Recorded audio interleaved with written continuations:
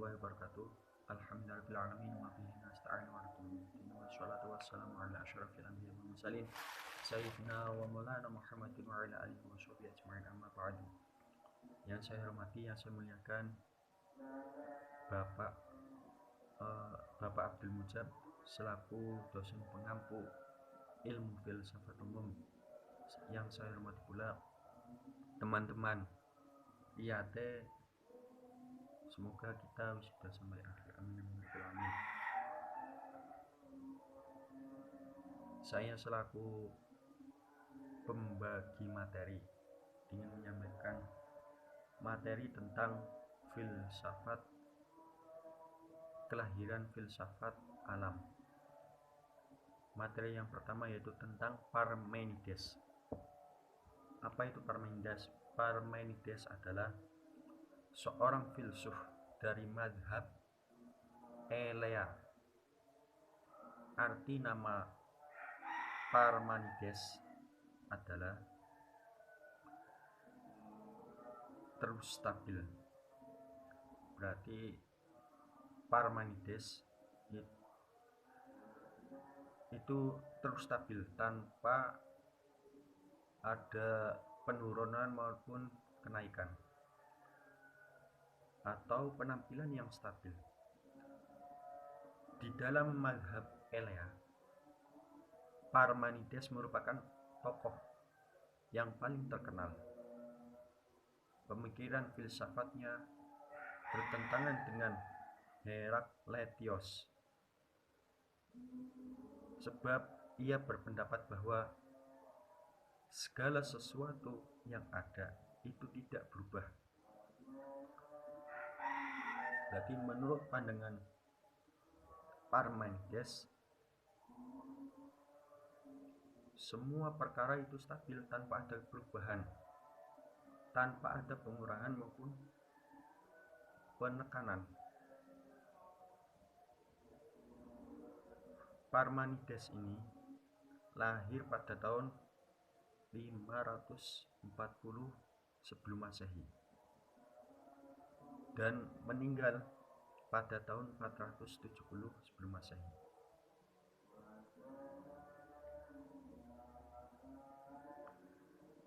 Ia berasal dari kota Elea, Italia Selatan. Ia berasal dari keluarga yang kaya dan terhormat di Elea. Parmenides juga menyusun suatu konstitusi untuk Elea. Jadi saking terkenalnya Parmenides sampai berani ingin menyusun suatu konstruksi. Ia merupakan murid dari Xenophanes, namun tidak mengikuti pandangan-pandangan gurunya.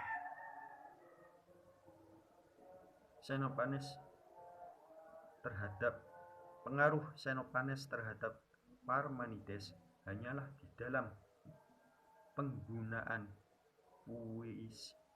puisi di dalam menyampaikan filsafatnya. Berarti hanya sebatas penggunaannya dalam puisi saja. Untuk pemahaman-pemahaman yang lain, beliau Parmenides itu mengambil jalannya sendiri. Selain itu juga ia amat dipengaruhi oleh Arminius. Siapa itu Arminius? Arminius adalah satu mazhab dengan mazhab Pythagorean. Menurut kesaksian Plato, Parmenides pernah mengunjungi Socrates di Athena, Yunani, bersama Zeno, muridnya. Pada waktu itu Socrates masih muda, sedangkan Parmenides telah berusia 65 tahun. Dengan beda umur selisih yang banyak. Yang selanjutnya, pemikiran tentang yang ada. Inti utama dari jalan kebenaran adalah keyakinan bahwa hanya ada, itu ada. Jadi pemikiran Parmenides bahwa semua perkara itu ada dan hanya ada saja. Parmenides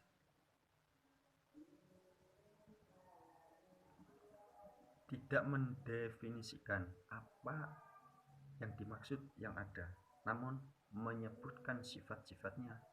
Menurut Parmenides,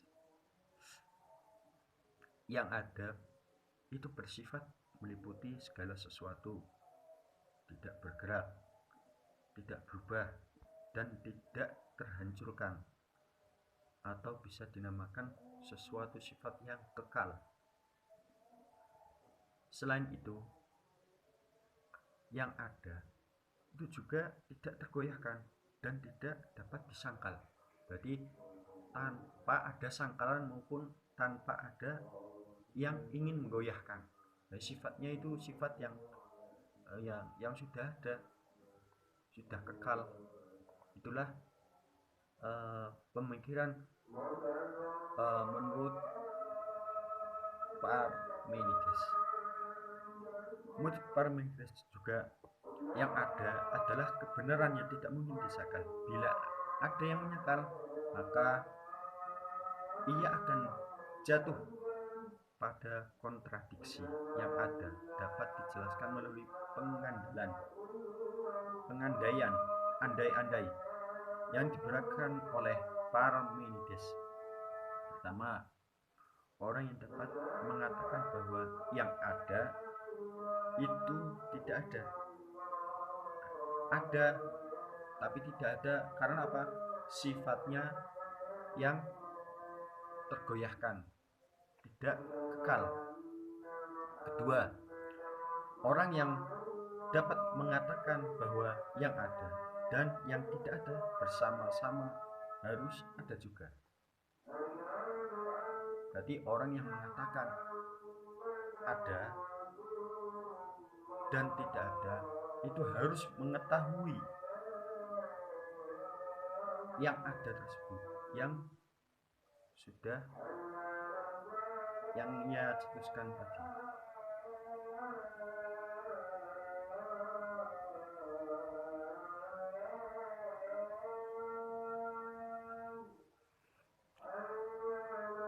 Pengandaian yang pertama mustahil, sebab yang tidak ada tidak dapat difikirkan dan tidak dapat dibicarakan.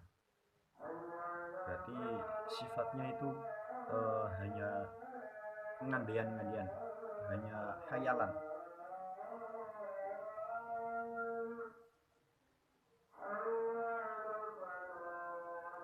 Setelah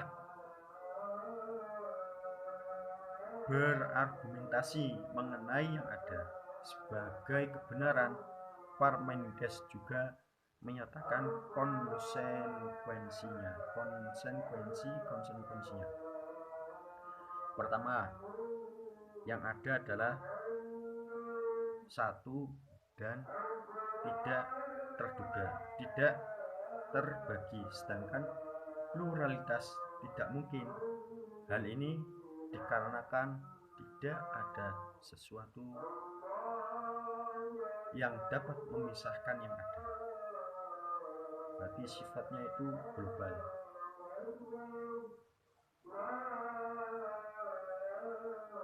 Yang kedua, yang ada tidak dijadikan dan tidak dapat dimusnahkan. Dengan kata lain, yang ada bersifat kekal dan tak terubahkan. Hal itu merupakan konsekuensi logis, sebab bila yang ada dapat berubah, maka yang ada tidak menjadi tidak ada, atau yang tidak dapat menjadi ada. Yang ketiga, harus Dikatakan pula bahwa yang ada itu sempurna, seperti sebuah bola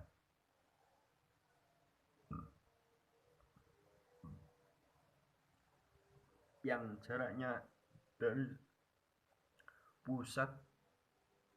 pusatnya ke permukaan semua sama, berarti tanpa ada satu sisi yang bengkong, bentuknya itu bulat.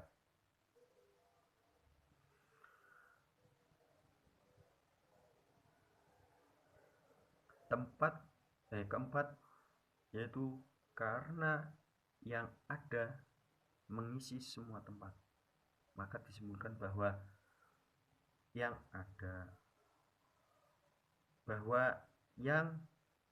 tidak ada ruang kosong. Jika ada ruang kosong, artinya menerima bahwa di luar yang ada masih ada sesuatu yang lain. Konsekuensinya adalah gerak menjadi tidak mungkin, sebab bila benda bergerak dan sebab bila benda bergerak artinya benda menduduki tempat yang tadinya kosong. Pengaruh inilah yang menjadikan pemikiran Parmenides membuka babak baru dalam sejarah filsafat Yunani, yang dapat dikatakan bahwa dialah penemu metafisika, cabang filsafat yang menyelidiki sifat yang ada.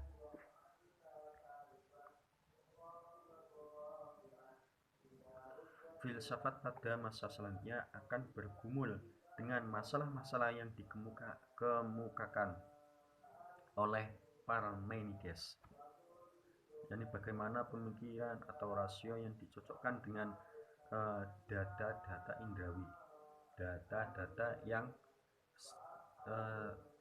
secara praktikum. Plato dan Aristoteles adalah filsuf-filsuf yang memberikan pemecahan untuk masalah-masalah tersebut. Untuk materi selanjutnya kami serahkan kepada Maratus. Waktu dan tempat Selanjutnya Heraklitos. Heraklitos dari Efesus atau Yunani adalah seorang filsuf Yunani kuno prasokratik yang tidak tergolong mazhab apapun. Meski dapat digolongkan lewat asal munculnya sebagai pemikir mazhab Lonia atau filsuf yang muncul di wilayah Asia Minor. Di dalam tulisannya, ia justru mengkritik dan mencela para filsuf dan tokoh-tokoh terkenal. Meskipun ia berbalik dari ajaran filsafat yang umum pada zamannya, tetapi bukan berarti ia sama sekali tidak dipengaruhi oleh filsuf-filsuf itu. Heraklitos lahir 540 sebelum Masehi, meninggal 480 sebelum Masehi di era filsafat kuno. Aliran Heraklitos adalah tidak termasuk ke dalam aliran filsafat manapun. Heraklitos dikenal berasal dari Efesus di Asia Kecil. Ia hidup di sekitar abad ke-5 sebelum Masehi, sekitar 540 sampai 480 sebelum Masehi. Keterangan Diogenes Laertius juga menyebutkan Heraklitos lahir sekitar 540 sebelum Masehi pada keluarga aristokrat di Efesus. tetapi nantinya meninggalkan kehidupan politik dan mengabdikan hak kekuasaan yang diwariskan padanya ke saudara lakinya. Heraklitos hidup sezaman dengan Pitagoras dan Xenophanes, tetapi ia berusia lebih muda daripada keduanya. Akan tetapi, Heraklitos lebih tua usianya dari Parmenides, sebab ia dikritik oleh filsuf tersebut. Selain berasal dari keluarga terhormat di Efesus, tidak ada informasi lain yang kredibel mengenai riwayat hidup Heraklitos. Mengingat hampirnya semua sumber mengenai kehidupannya adalah anekdot yang tidak otentik diimajinasikan atau dibuat si pengarang anekdot berdasarkan pemikiran Heraklitos. Tidak ada sumber yang menyebutkan bahwa ia pernah meninggalkan kota asalnya, yang pada waktu itu merupakan bagian dari kekuasaan Persia. Pemikiran Heraklitos yang paling terkenal adalah mengenai perubahan-perubahan di alam semesta. Menurut Heraklitos, tidak ada satupun hal di dalam semesta yang bersifat tetap atau permanen. Tidak ada sesuatu yang betul-betul ada semuanya.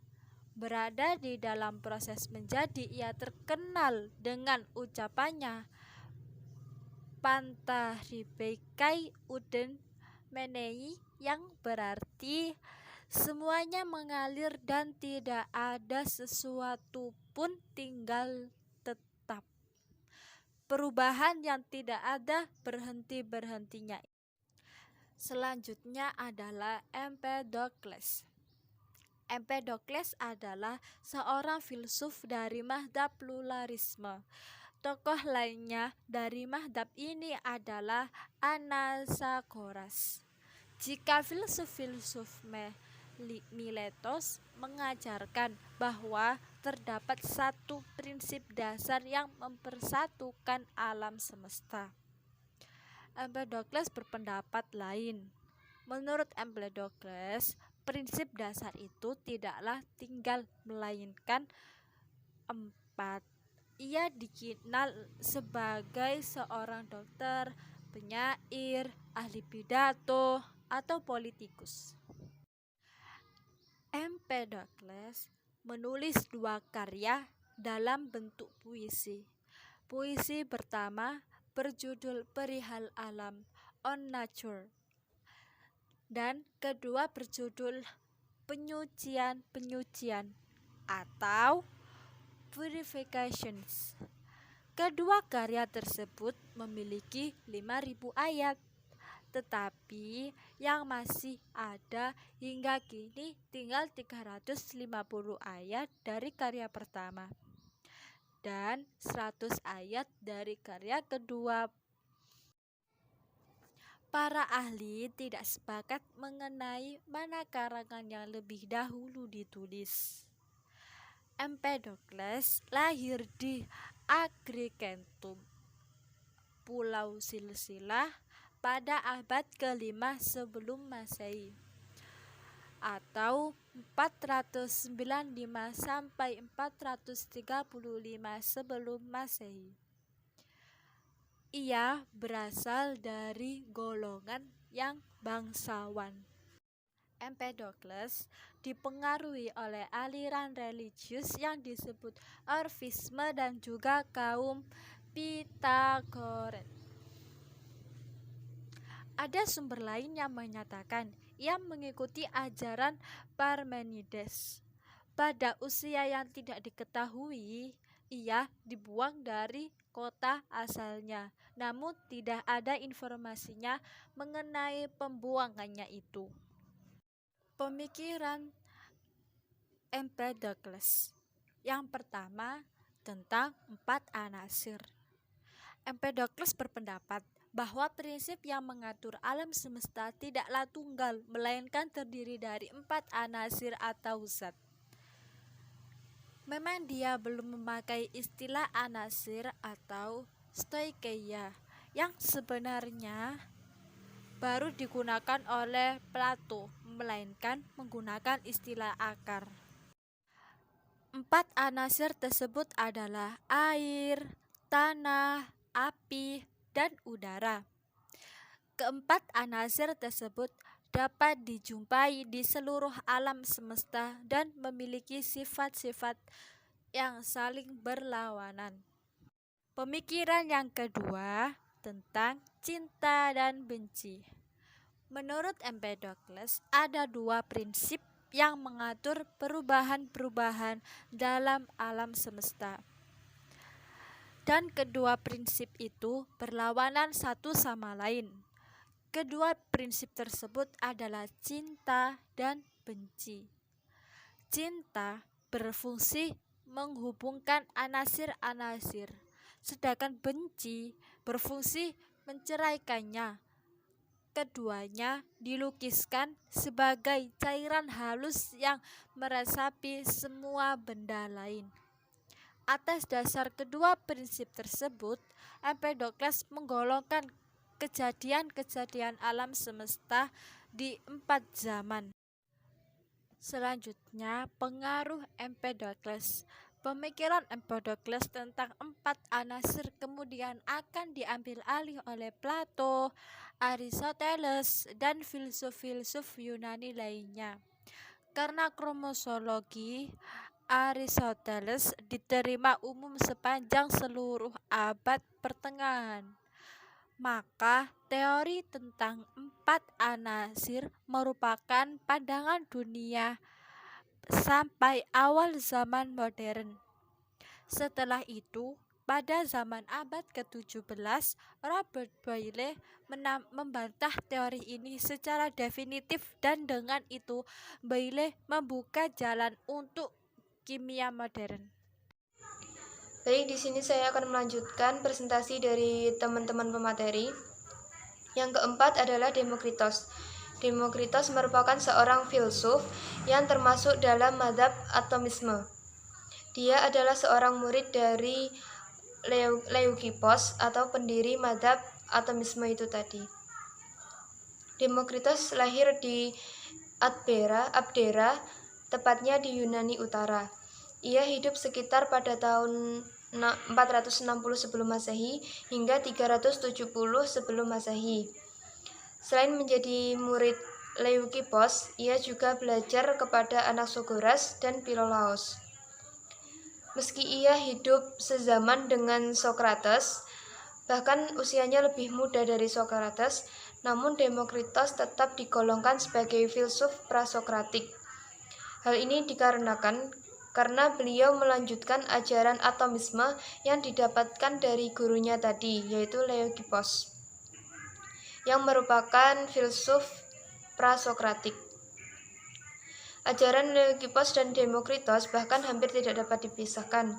Selain itu, filsafat Demokritos tidak dikenal di Athena untuk waktu yang cukup lama.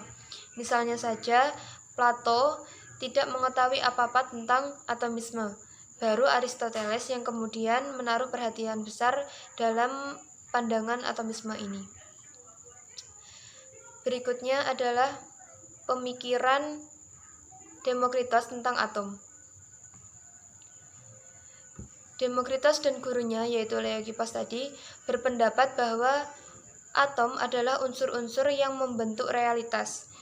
Di sini mereka setuju dengan ajaran pluralisme Empedokles dan Anaxagoras, bahwa realitas itu terdiri dari banyak unsur, jadi bukan hanya satu. Demokritos menganggap bahwa unsur tersebut tidak dapat dibagi-bagi lagi. Karena itulah unsur tersebut diberi nama atom. Dari bahasa Yunani, a itu berarti tidak, dan tomos berarti terbagi.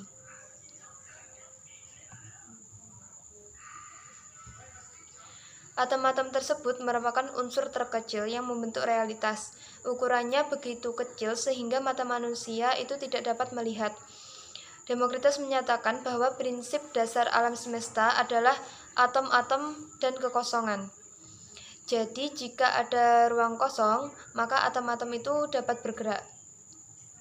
Demokritos membandingkan gerak atom dengan situasi ketika sinar matahari yang memasuki kamar yang gelap gulita melalui retak-retak jendela. Jadi saat ada kamar gelap gulita, terus ada sinar matahari yang masuk dari celah-celah jendela itu. Nah, di situ kan akan terlihat bagaimana debu itu bergerak ke semua jurusan walaupun tidak ada angin yang meniupnya.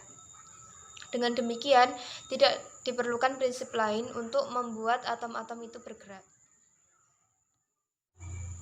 Selanjutnya, pemikiran Demokritos tentang bagaimana dunia dan manusia beserta alam semesta ini dapat terbentuk. Menurut Demokritos, dunia ini dapat tercipta karena atom-atom yang berbeda bentuk saling menguatkan satu sama lain.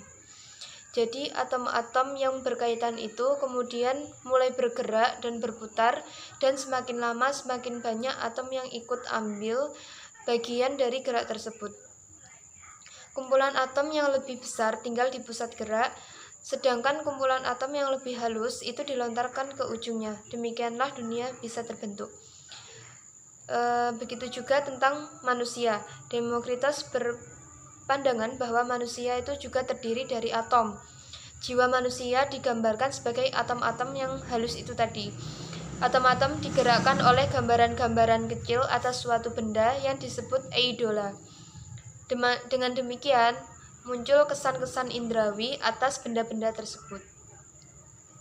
Selanjutnya, pandangan Demokritos tentang etika. Menurut Demokritos, nilai tertinggi di dalam hidup manusia adalah keadaan batin yang sempurna.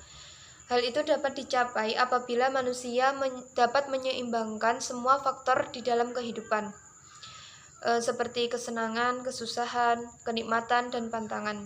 Yang bertugas mengusahakan keseimbangan ini adalah yaitu rasio. Baik, cukup sekian presentasi dari kelompok kami. Apabila ada kekurangan dalam segi penyampaian, kami memohon maaf sebesar-besarnya. Wassalamualaikum warahmatullahi wabarakatuh.